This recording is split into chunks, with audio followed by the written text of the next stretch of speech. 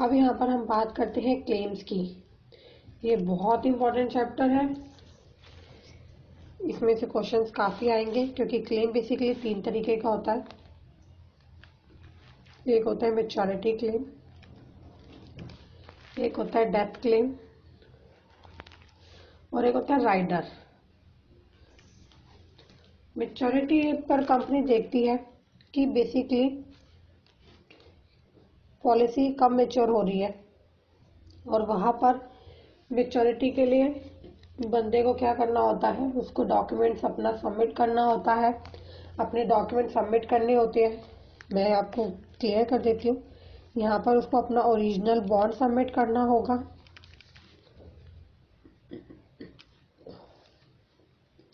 Original bond के साथ साथ उसको अपना ID proof, bank details, original bond submit करना होता है। मैं दोबारा लिख देती हूँ, बॉन्ड्स, ओरिजिनल बॉन्ड सबमिट करना होता है, आईडी प्रूफ सबमिट करना होता है और अपनी बैंक डिटेल सबमिट करनी होती है। देन कंपनी मैच्योरिटी दे देती है। लेकिन डेथ के अंदर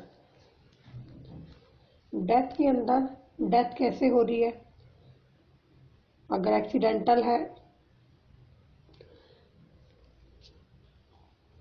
डेथ में कंपनी डेथ सर्टिफिकेट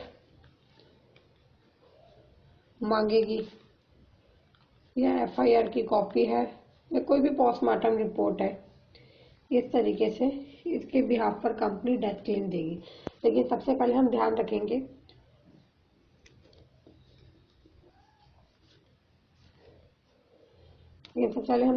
मैच्योरिटी के अंदर कंपनी को कुछ प्रोसीजर होता है। मैच्योरिटी में हमने डॉक्यूमेंट सबमिट करे तो कंपनी को 30 डेज के अंदर क्लेम सेटल करना होता है। डॉक्यूमेंटेशन जो है वो सबमिट होंगे 15 डेज के अंदर अंदर। आप अपने डॉक्यूमेंटेशन सारे सबमिट करिए।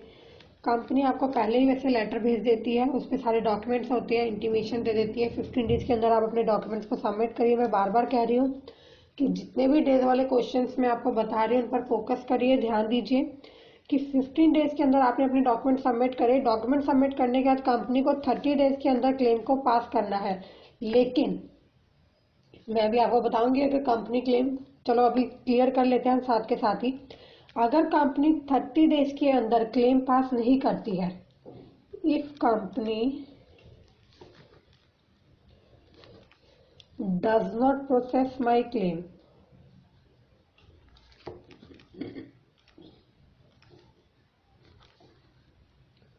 मैं कंपनी के पास क्लेम लेने गई बट कंपनी कहती है मैंने तो आपका क्लेम प्रोसेस ही नहीं करा। If company does not process my claim then company pay bank interest. तो कंपनी बैंक इंटरेस्ट देगी जो चल रहा होगा प्लस 2% एक्स्ट्रा देगी। क्लेम तो देगी, जो क्लेम था वो तो प्रोवाइड करेगी। मोस्ट इंपोर्टेंट क्वेश्चन है, इसके ऊपर क्वेश्चन जरूर आता है कि मैं कंपनी से क्लेम लेने गई बट कंपनी कहती है मैंने तो आपका क्लेम प्रोसेस ही नहीं करा। तो कंपनी जो बैंक इंटरेस्ट है वो चल रहा होगा वो देगी, प्लस में 2% एक्स्ट्रा देगी। बट पता चला कंपनी ने क्लेम प्रोसेस करा और मुझे नहीं मिला, आई कांट रिसीव, मुझे टाइम पर रिसीव नहीं हुआ, तो कंपनी ओनली बैंक इंटरेस्ट देगी। दोनों में अलग अलग है।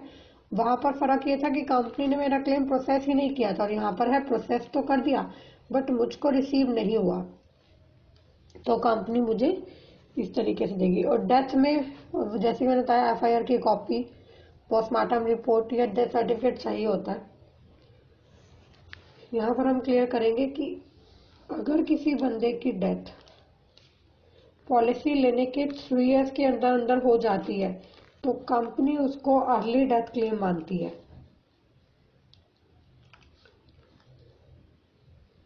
अर्ली डेथ क्लेम होता है पॉलिसी लेने के 3 साल के अंदर अंदर डेथ होगी। कंपनी सोचती है कि मैंने जब पॉलिसी इशू करी थी तो इट मीन्स कस्टमर ने सब कुछ बताया था और कंपनी ने भी सोच समझ के करती, लेकिन 3 साल के अंदर अगर वो डेथ कर गया कस्टमर, तो हो सकता है कोई रीजन ऐसा रहा हो जो कस्टमर ने अपने हैंड से छुपा लिया हो या कंपनी ना देख पाई हो, तो हो सकता है। तो कंपनी उसके लिए सबसे पहले इन्वेस्टिगेशन करेगी। इन्वेस्टिगेशन के लिए कंपनी टाइम पीरियड लेती है, जो कि टाइम पीरियड रहता है 6 मंथ्स का, और डेज में पूछा जाए तो 180 डेज का।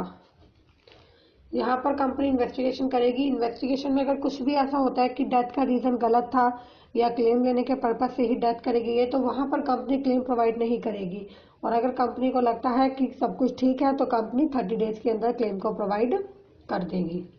अब हम बात करते हैं राइडर की।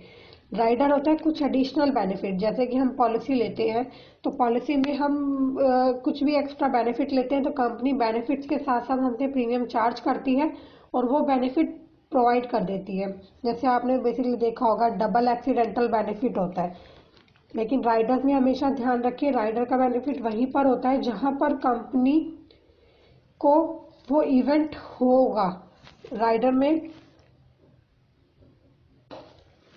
राइडर के अंदर वो इवेंट होना कंपलसरी है, तभी उस चीज का बेनिफिट मिलेगा। पता चला किसी बंदे ने एक्सीडेंटल राइडर ले लिया, डेथ एक्सीडेंटल बेनिफिट राइडर लिया, उसके लिए कस्टमर कुछ प्रीमियम चार्ज कर रहा है, तो वो प्रीमियम कंपनी राइडर के लिए चार्ज कर रही है, और जब उसके साथ एक्सीडेंटल डेथ हो जाती है तो वहां पर कंपनी उसको क्लेम में डबल इंश्योरेंस प्रोवाइड कर देगी। या इसमें आप इस तरीके से कह सकते हैं surgical care rider. Surgical care rider होता है कि कंपनी ने सर्जिकल केयर राइडर लिया है, तो अगर बंदे को सर्जरी करानी है और उसके लिए उसने सर्जिकल केयर राइडर के लिए वो पहले से ही कुछ प्रीमियम एक्स्ट्रा पे कर रहा है और उसको सर्जरी कराने की जरूरत पड़ गई, तो वहाँ कंपनी सर्जरी के लिए उसको वो बेनिफिट अमाउंट का यूज करने को दे देगी। तो राइडर्स का बेनिफिट तभी होता है जब वो इवेंट हो जाता है। अब हम यहाँ पे बात करेंगे मिसिंग पर्सन की, प्रिजम्पशन ऑफ डेथ। यहाँ पर अगर कोई बंदा, आपको इसके ऊपर भी क्वेश्चन आ सकता है, अगर कोई बंदा मिसिंग हो जाता है अपने घर से तो कंपनी उसका भी क्लेम प्रोवाइड करती है, लेकिन ये तो हमारी गवर्नमेंट का ही रूल है। इंडियन एविडेंस एक्ट के अकॉर्डिंग, इंडियन एविडेंस एक्ट के अकॉर्डिंग गवर्नमेंट उस बंदे को 7 ईयर के बाद डेथ मान लेती है। और ये कब से माना जाता है? जब वो बंदा मिसिंग हुआ तो बंदा उसकी एफआईआर या कुछ भी इस तरीके का स्ट्रॉन्ग एक प्रूफ होता है कि हमने एफआईआर कराया, सब कुछ कराया, बट वो बंदा 7 साल तक नहीं मिला। वहां पर जब गवर्नमेंट 7 साल के बाद डिक्लेयर कर देगी, बट ये जो क्लेम होगा वो कोर्ट के थ्रू प्रोवाइड होगा मिसिंग पर्सन के केस में, क्योंकि वहां पर कोर्ट से एक हमें डिक्री, जिसे हम बोलते हैं डिक्री, डिक्री मीन्स होता है डिक्लेयर। कोर्ट डिक्लेयर कर देती है कि अब ये बंदा लाइव नहीं है, डेथ कर चुका, तो वहां पर कंपनी हमें मिसिंग पर्सन का भी क्लेम दे देती है। लेकिन इस मिसिंग पर्सन के क्लेम में बंदे ने पॉलिसी ली और 2 साल प्रीमियम पे करने के बाद वो बंदा मिसिंग हो गया और पॉलिसी टर्म थी उसकी 15 साल की, तो कम से कम आगे के आने वाले 5 सालों तक जो प्रीमियम है वो उसकी फैमिली को पे करना होगा। फैमिली प्रीमियम पे करेगी, देन 7 साल पूरे हो गए और 7 साल बाद उसको अगर कोर्ट डिक्री दे दे कि वो डेथ कर चुका है तो कंपनी उसका क्लेम प्रोवाइड कर देगी। सुसाइड के क्लेम में भी कंपनी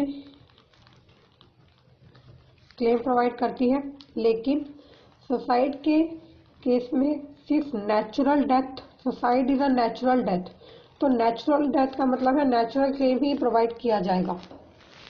यहाँ पर कंपनी अगर किसी बंदे ने 1 जनवरी 2016 में पॉलिसी ली और 1 जनवरी 2017 में उसको 1 ईयर पॉलिसी को कंप्लीट हो गया, अब वो 2 जनवरी को अगर डेथ भी कर जाता है तो कंपनी उसको natural death, normal claim provide कर देगी।